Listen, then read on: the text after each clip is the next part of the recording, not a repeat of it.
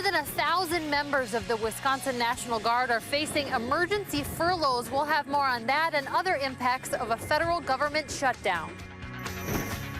And the clock is ticking down. In just a few short hours, the federal government will be out of money, and unless Congress can reach some sort of a compromise, we will be headed for that shutdown. And we know the political gridlock will definitely have an impact here. News 3's Jessica Arp has more on what a shutdown will mean to our area. Well, the effects may not be as drastic in Wisconsin as in some other places, but we have fewer federal employees and federal dollars than some places. But where the money is spent in Wisconsin could feel the pinch.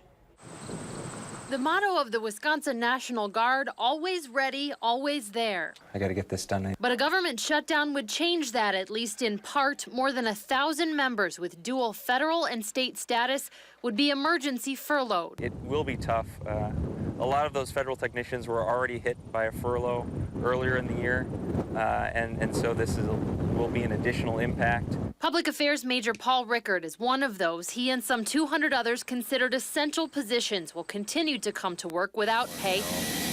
The rest may not get paid at all, and drill weekend could even be in jeopardy. We would have to look at postponing that.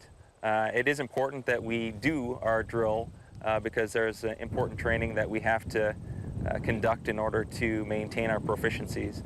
Also watching closely are researchers at the UW, where hundreds of millions in federal dollars are on the line. Many of us are writing grants. There's a deadline of October 7th for grants to be due. And again, we don't know what's going to happen to those grants. We don't know if there's any reason to even be applying for them. Biochemistry researcher Laura Kiesling says a grant she's applying for would fund research grants for 10 to 12 graduate students, and that's all in limbo. And so these kinds of interruptions or uncertainties just make it feel like these kinds of careers are something that you can't count on, that there's not the infrastructure or support in the U.S. for our next generation of scientists. UW-Madison's total share of federal grants for this year, $620 million.